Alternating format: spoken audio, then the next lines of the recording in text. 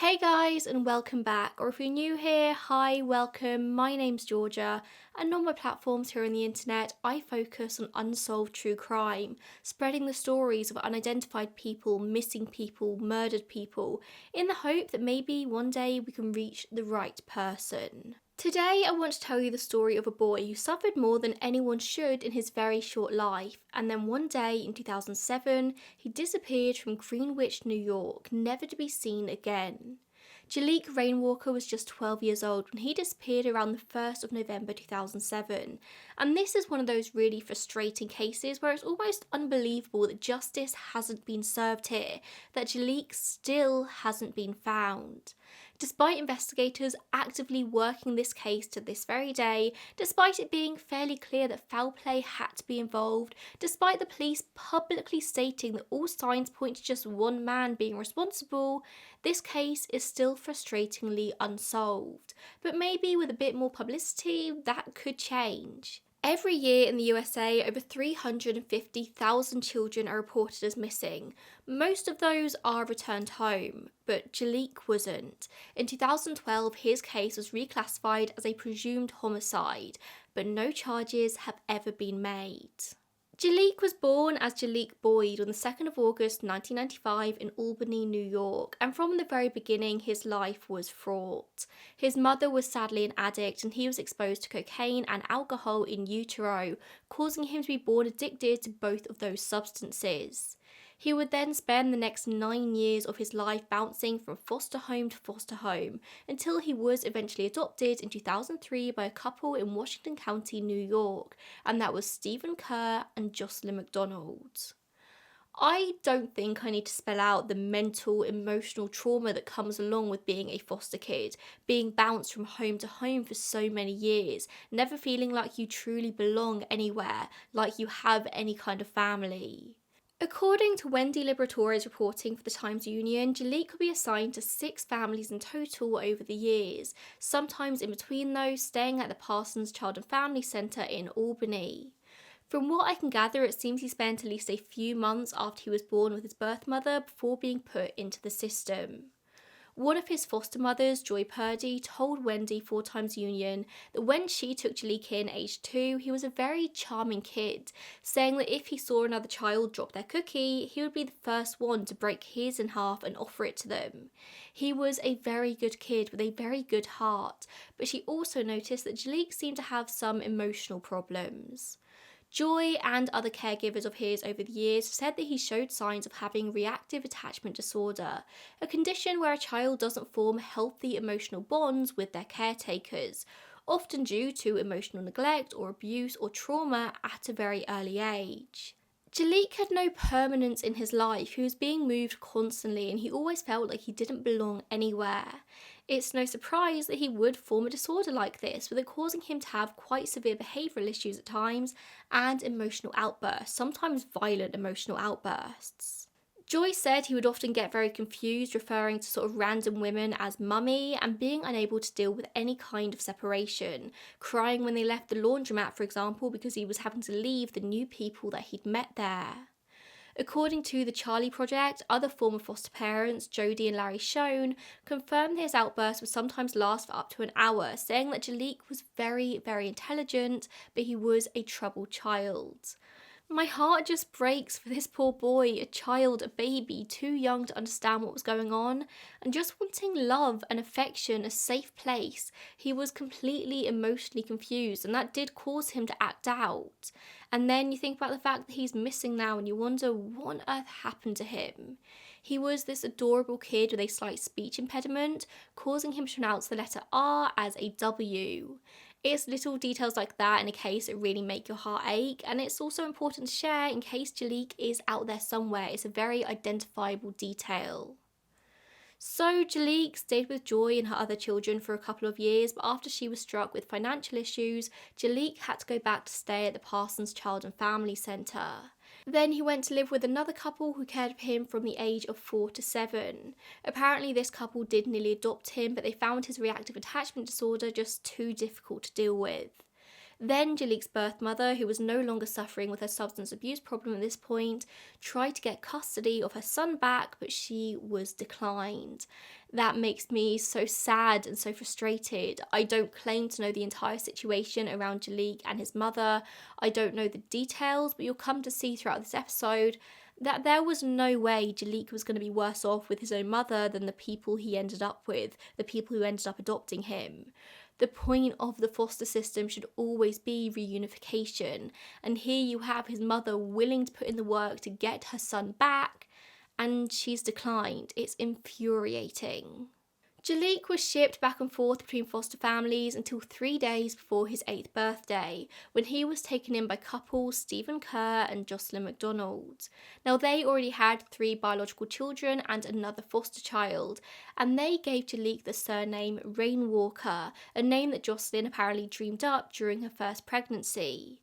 Less than a year later, they formally adopted both Jaleek and their other foster child, who was also said to have special needs. At the time of all this, the adoption going through, they lived in a rented house in the small town of Salem in New York. However, not long after the adoption was finalised, the entire family, so Stephen, Jocelyn and their 5 children, moved to a 1-room cottage just outside of Greenwich in Washington County. Now, this cottage was completely off the grid. There was no plumbing, no electricity. Listen, I understand the whole want to be sustainable. I even understand full adults making this choice for themselves to go off the grid. I do not understand uprooting your 5 children, 2 of whom have special needs, after a life on the grid and putting them through this very confusing change where every aspect of their life now becomes more difficult, especially for a child like Jaleek with emotional issues. I mean, the only toilet was in an outhouse. And the off-the-grid isn't the only problem here. It was just 400 square feet. It was just 1 room for the family of 7 to coexist in, completely isolated in thick forest just outside the hamlet of Cosayuna. At this point, all of the children were aged between 8 and 14, and this is where Jaleek would live until his disappearance just a few years later. Jocelyn and Stephen said they made this choice to live off the grid because of environmental reasons, but according to the Times Union article, the decision may have had something to do with the twice-a-month visits from the social workers. Of course, after you adopt a kid, a social worker is going to come out and just check that everything's all right. But apparently this interfered with Jocelyn's chosen technique of parenting, which was very strict, or militaristic as said in the article. Moving away to the middle of nowhere may have curbed these visits from the social workers, and Jocelyn could parent however she wanted. That, of course, is just alleged, but that is what sources on the internet tend to say. Also, a question I did have was why have 5 children making the decision to adopt 2 if you plan to move to a 1-room off-the-grid cabin? Some have speculated the decision may have had something to do with the large monetary supplement you get when you foster or adopt in New York State. Allegedly, the couple received 2 monthly payments of $3,000 for caring for Jaleek and their other foster child up until their adoption. After the adoption, this became just one $3,000 payment a month. Obviously, this money is there to help with the cost of childcare when you adopt a child, but it's a system that is often sadly abused. It's why all too often you hear stories of adoptive parents abusing their children, people who had no business ever adopting, who never liked kids, but people can be convinced to do a lot of things for $3,000 a month. In the years since Jaleek's disappearance, a lot has come out in the media about the parenting techniques of Stephen and Jocelyn, which, like I said, is described anywhere from strict to plain abusive, whilst other people have said they were wonderful parents. There's no way of knowing what is really the truth. We know Jaleek had emotional problems. He often had these outbursts, and Jocelyn struggled to deal with it, so she left most of Jaleek's parenting to Stephen. When father and son were out together, Jaleek would be expected to walk with his hand on Stephen's shoulder at all times. Others who saw them together would later say there didn't really seem to be much love between Stephen and his son. He was very cold towards him and quite unforgiving. But from the outside looking in, Jaleek was just like any other kid. He took karate classes, and for 2 summers in a row, he'd gone to music camp in Vermont. He loved music, and he was talented at it. He loved spending time with his maternal adoptive grandmother, Barbara Reilly, and in the aftermath of Jaleek's disappearance, Barbara has become estranged from her daughter Jocelyn, and she has never given up on searching for her grandson, who she loved so much. And that actually seems to be the reason for the estrangement. Jocelyn told her mother to stop looking for Jaleek, but she refused. Barbara has said that her grandson was a sweet boy. They spent a lot of one-on-one time together, what Jaleek would very affectionately call grandma camp. He'd go and stay with her at her house, and they would just spend time together, playing a lot of video games, because that is what Jaleek loved to do. I do understand that being a grandparent is a lot easier than being a parent, especially for a child with emotional needs like Jaleek. However, when you adopt a child with special needs, you know what you're getting in for. However, it seems that Jocelyn and Stephen struggled immensely with Jaleek, so much so that in the week before he disappeared, they actually tried to undo his adoption. They tried to return him to the foster system, something which, as you can probably guess, simply cannot be done. A child isn't something to be returned. When you adopt, you are choosing to take them on for better or for worse. They are your child. You might be able to tell, but as somebody who does fully intend to adopt one day and has done a lot of research into it, I have very strong feelings around adoption. It seems the adoptive parents had chosen to take this step after Jaleek made a very inappropriate comment in his homeschool group, because of course Jaleek and his siblings were all homeschooled. The comment was sexually explicit in nature towards a 4-year-old child, and I won't repeat it here, but it was concerning. It was an emotional outburst that was undoubtedly caused by his reactive attachment disorder. As we know, this wasn't the first time that he'd done something like this, but despite Jaleek clearly being in need of medical intervention, therapy or medication, he never received any of that whilst he was staying with Jocelyn and Stephen. If you're going to adopt a child with special needs, you need to be prepared to give them whatever it is they need in this world. They are your kid. You need to help them navigate this universe. As we know, this wasn't the first time that Jaleek had done something like this, had an emotional outburst. But despite Jaleek clearly being in need of medical intervention, whether that's therapy or medication, he never received any of that whilst with Jocelyn and Stephen. If you are going to adopt a child with special needs, you need to be prepared to give them whatever help they need in this world. Actually, the same stands for any kid. If you're going to have a kid, you need to be prepared to actually raise that kid and give it what it needs to sort of navigate this world. It's alleged that after the comment in the homeschool group, Jocelyn became scared of Jaleek and just wanted him out of the home, away from the other kids. She refused to allow him back in their home. On October 23, 2007, it's reported that the adoptive parents called a crisis hotline saying that Jaleek was unmanageable, with some sources stating that Stephen and Jocelyn had already started the process of undoing the adoption when Jaleek went missing, something which would very much have sent him straight back into foster care. I was intrigued by the sort of legalities of this, so I had to look into it, and opinions are mixed across the internet as to whether or not this can be legally done in the USA.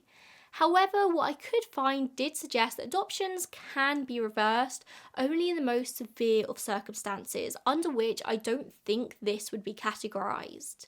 The party wanting to reverse the adoption has to submit a petition to the courts, and from there it's a very long and lengthy process, of course.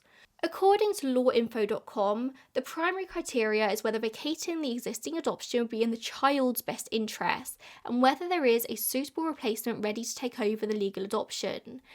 This is not an option that is generally granted. There may be other avenues available, such as seeking assistance from the state's child welfare agency to remove the adoptive child from the home and place with another family. And in the meantime, that is what seemed to happen to Jaleek. He was placed in respite care. Now, respite care is a system that provides a temporary relief for a primary caregiver when dealing with special needs adopted children. It is not to be used as a sort of regular care service, but it can be used for planned activities or emergency situations. So maybe a parent or parents need to fly out of state for a family emergency that would be sort of too stressful or logistically difficult for a child. Maybe they had something pre-planned before the adoption. The respite care system isn't to be abused, it's there to be genuinely helpful when it's needed. So Jocelyn and Stephen made use of that service that was available to them when Jocelyn decided that she no longer wanted Jaleek in the house, and Stephen said that he was meant to be overseas to see his father, meaning that she would have been alone to care for Jaleek. From what I can gather though, Stephen's trip abroad to see his dad did get cancelled or shortened for whatever reason, but they decided to go ahead with the respite care anyway.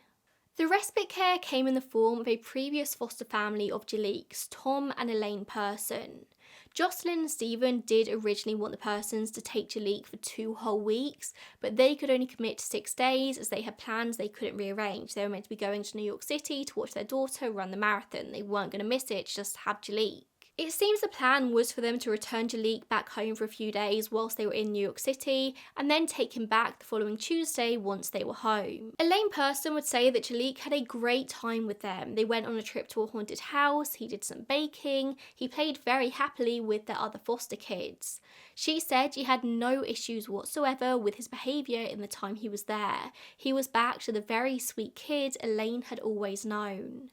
Importantly, Elaine would later say that she didn't think that Jaleek knew about his parents' plans to return him to the foster system, or at least if he did know, he didn't give any indication that he knew. Elaine arranged for Jaleek to be dropped back with his father at 7 p.m. on the 1st of November 2007 at the Best Western Hotel on Western Avenue in Albany. When they arrived at the car park, they saw Stephen's van there, but no sign of Stephen. However, they noticed that the van was unlocked, so Elaine just got Jaleek to put his stuff inside, not really thinking much of it. But she said that Stephen seemed very annoyed about this when he eventually turned up. He came out of the hotel and then got annoyed that they'd opened the van. Elaine said goodbye to Jaleek and then she drove away, and she never saw him again. It seems after they were reunited, Stephen and Jaleek headed to a Red Robin restaurant in Latham and they sat together in a booth. The waitress, Katie Bonesteel, told Wendy Liberatore for that Times Union article that Jaleek didn't speak at any point while she was serving them, and when she brought their food over, he barely touched it. She said Jaleek seemed shy, very uncomfortable, and Stephen spoke for him the entire time they were there. After leaving the Red Robin, the plan was for Jaleek and Stephen to stay the night at Stephen's father's house on Hill Street in Greenwich. I don't know for sure why they decided to go here instead of back to their off-the-grid cabin. Maybe because it was closer, maybe because Jocelyn didn't want Jaleek back at the home. I really don't know. Whilst in the car on the drive to Greenwich, Stephen answered a phone call from a friend, who would later say that on this phone call they spoke openly about Jaleek, the friend not knowing that Jaleek was in the car with him the entire time. He said that Stephen was incredibly harsh and critical of his son, but he was very calm about it. He was undeniably angry, but calm angry, which I would argue is probably the worst kind of angry. Stephen would later say that once they arrived at his father's house, Jaleek went straight up to bed and Stephen stayed awake to watch a movie before going to bed himself. He said he never left the house that night and didn't recall anyone else doing so, but when he woke up in the morning around 7:30 a.m, he found that Jaleek was gone, thus beginning the 15-year-old mystery. When Stephen eventually reported the disappearance to the Cambridge Greenwich Police at 8:57 a.m, after allegedly taking a shower and heading into town for a bit, he told them that Jaleek had run away. He said that Jaleek had stuffed pillows under his blanket so it looked like he was still sleeping. And then he waited an hour and a half almost to report that he was gone. Stephen also told the police that his son had written a runaway note, the note reading, "Dear everybody, I'm sorry for everything. I won't be a bother anymore. Goodbye, Jaleek." Which at face value I can very much understand as being interpreted as a runaway note. However, Elaine Person, the respite carer, would later come forward disputing this. She said that Jaleek had written that note whilst he was staying with her. It was meant to be an apology for his outburst at the homeschool group, and he very much intended to give it to the group. It was point blank, she said, not intended as a runaway note. It seems unconfirmed, but I did also see some sources stating there was also another piece of paper on which Jaleek had simply written the word Albany, which is where one of his biological brothers lived, which did prompt some people to think that he had run off to Albany. Albany. Stephen told law enforcement in those early hours that Jaleek must have left the home overnight wearing a yellow fleece pullover, and that his duffel bag and favourite stuffed animal were also missing. items that were allegedly later found in the garage. How did they end up in the garage? I don't know.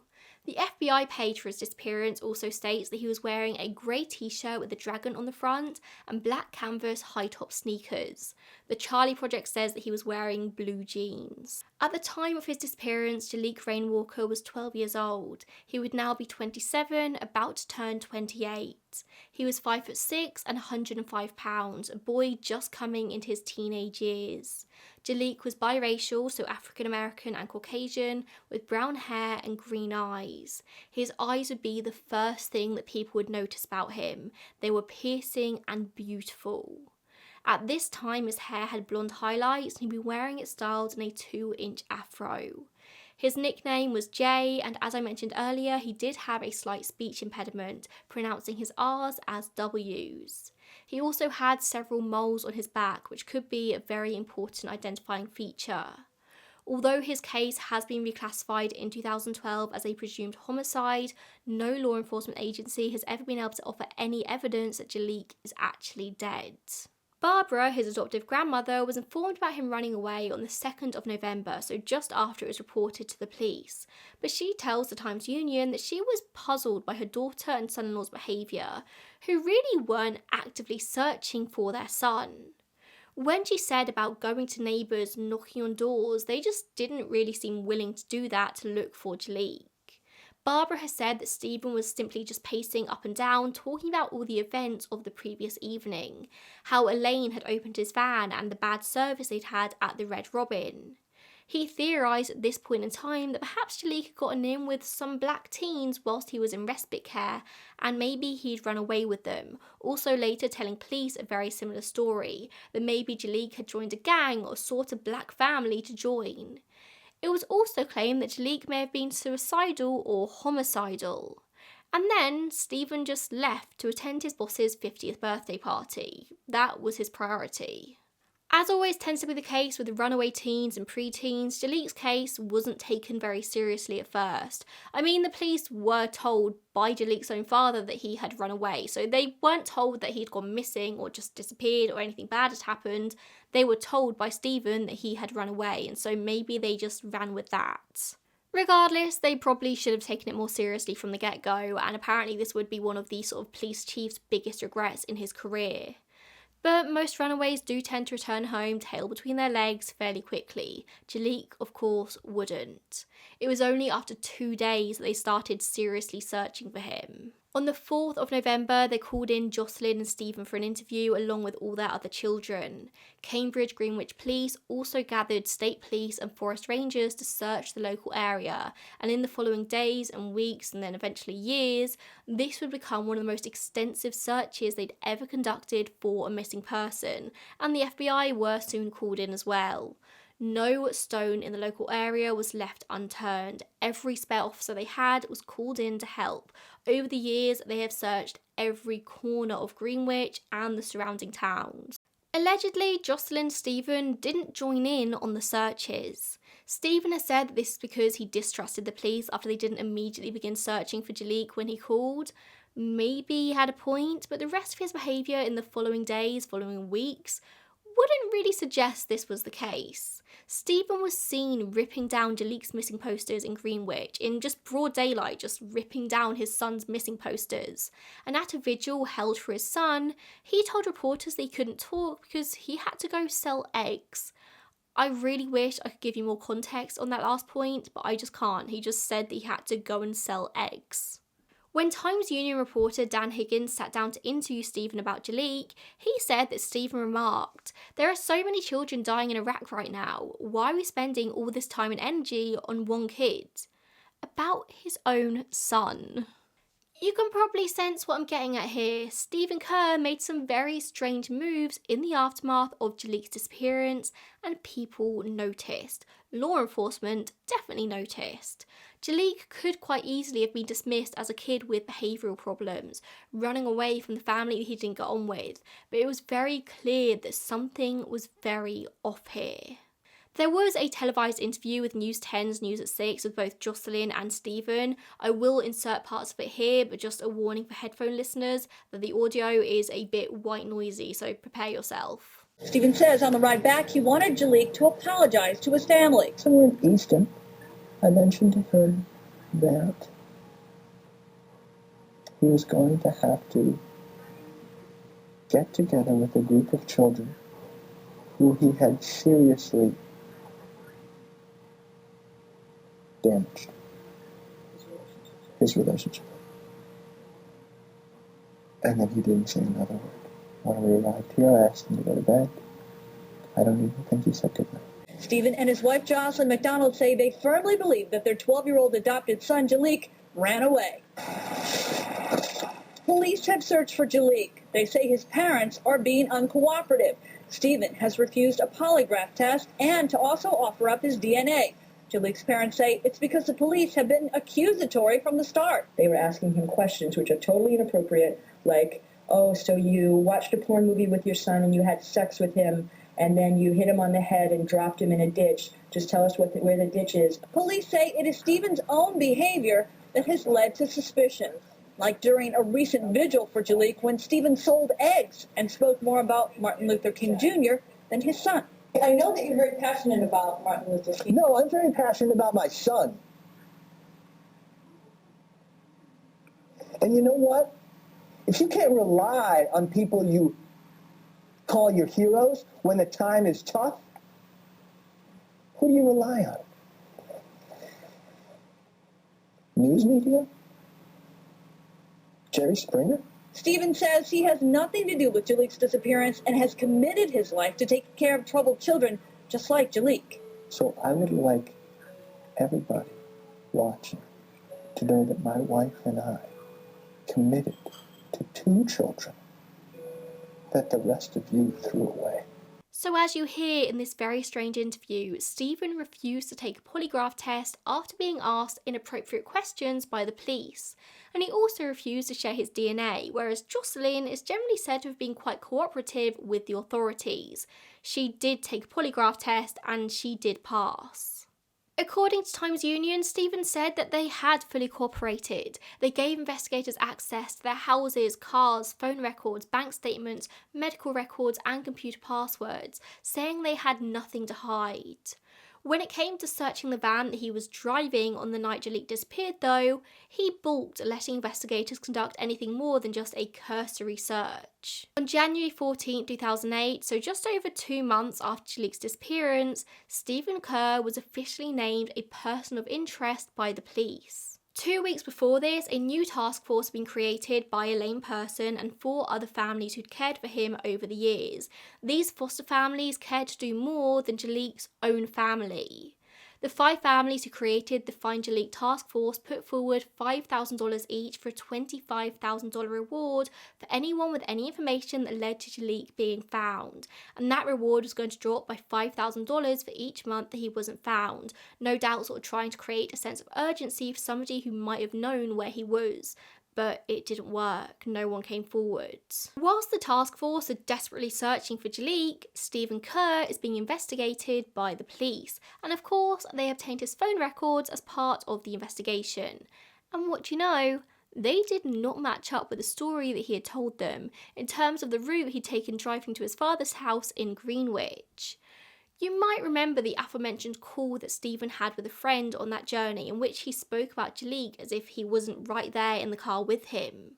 Stephen had told the police that he'd received that call as he was driving past Henry's garage in Melrose. However, the cell phone tower servicing the area was not the one to receive that signal. Instead, it was a tower much closer to South Troy, which is 13 miles south, suggesting that Stephen hadn't been all too truthful about the route he'd taken that evening. Sure, certain routes at a push maybe could have taken them past South Troy on their journey that day, but Stephen had told the police he'd taken a totally different route. His phone should have been nowhere near South Troy, so why would he lie about such a small detail? And of course, this wasn't the only potential discrepancy in Stephen's story. He claimed that once they'd reached his father's house in Greenwich that night, they didn't leave the house again. However, on January 15, 2008, police retrieved bank video surveillance footage which placed a gold Chrysler minivan, the same make and colour as Stephen's, driving around Greenwich at 12 AM on November 2nd. The van actually belonged to Stephen's father, but he was using it at the time, and police asked anyone who might have been in the area around that time to contact them.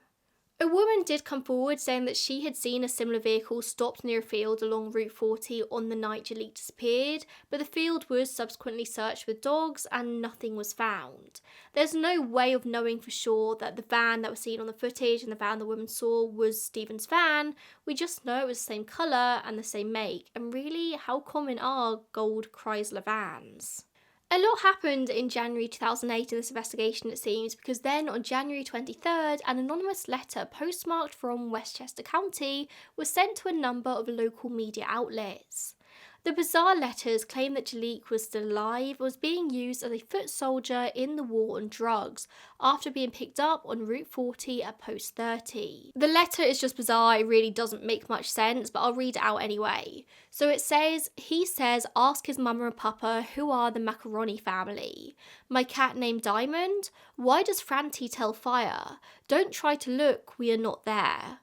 The letter is strange, it's very jumpy, it doesn't make much sense, and to this day we don't know who wrote it, or at least the public don't know who wrote it. Police suspected at the time the letters were simply meant to be a distraction, which to me suggests that the police think the letters were sent by somebody close to the case to sort of lead them on a wild goose chase, and not by a randomer just wanting to get involved. Jaleek or the family did at some point have a cat named Diamond, but this fact wasn't exactly a secret. It wasn't like well known, not everyone knew this, but it wasn't a secret that they had a cat called Diamond. So people like maybe on the periphery of the case might well have known this.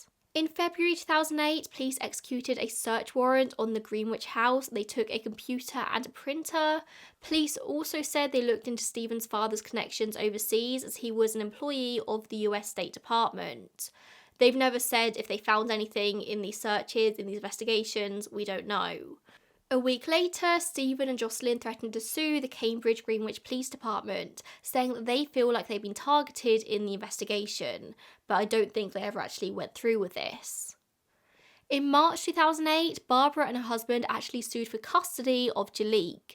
Now you might wonder why Barbara would want to get custody of a missing child, but her reasons do seem to be legitimate.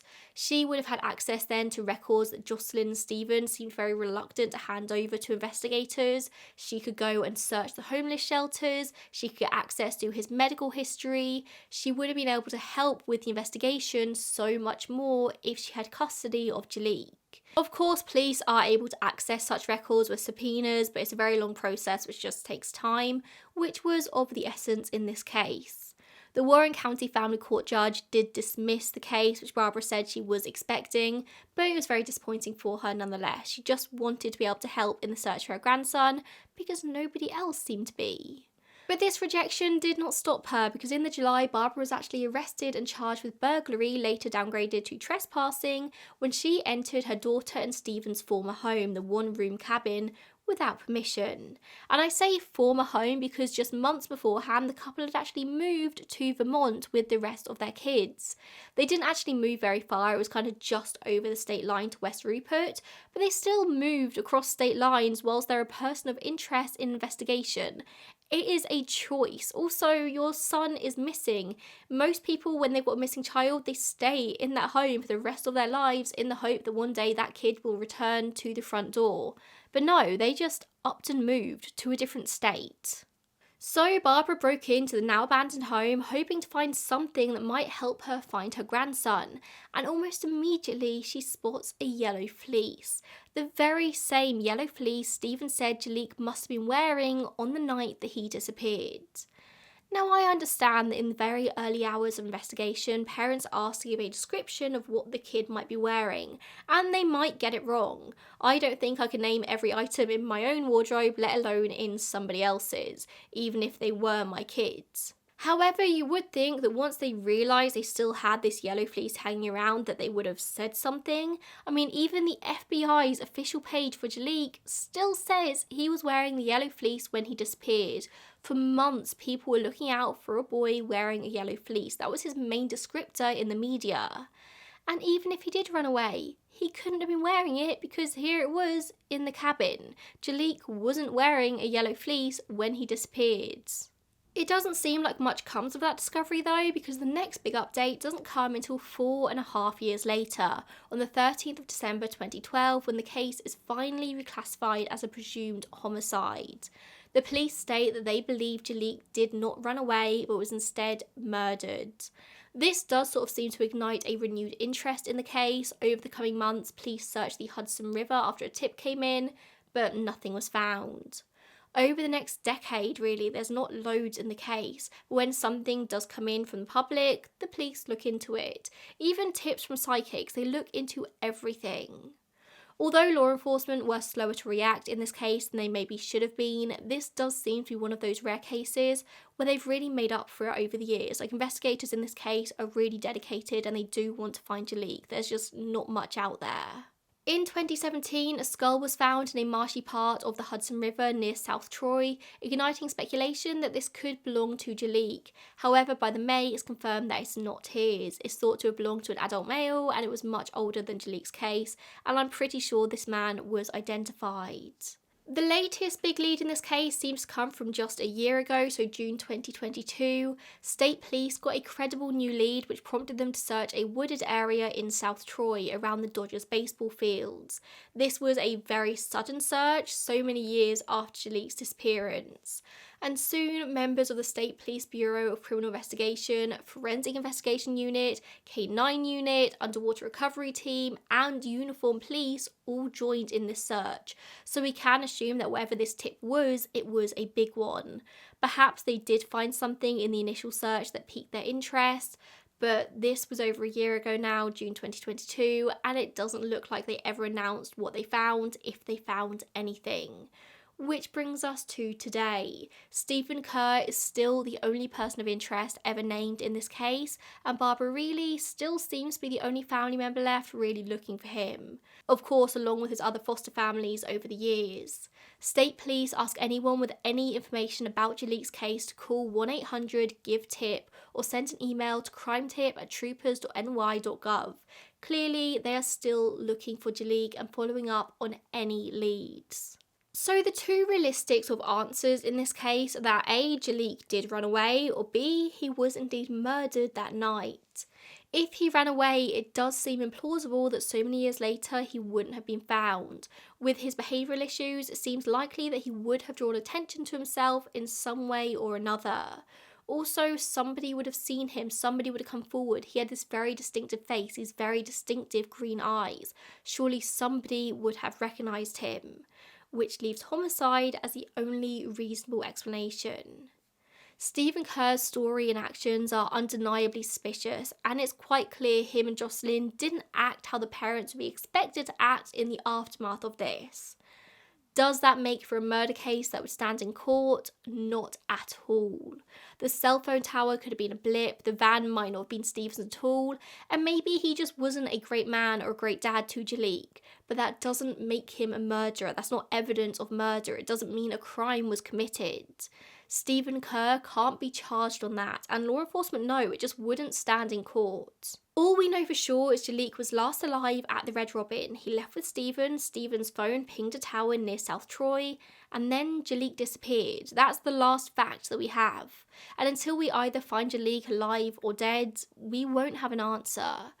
I truly, truly hope the former is the case. I hope Jaleek did run away, and I hope he's being hidden by good people, having exchanged a bad life for a good one. Maybe he did go to his brother's in Albany. There's no evidence to suggest that. I just hope that that is what happened. But sadly, he is presumed dead.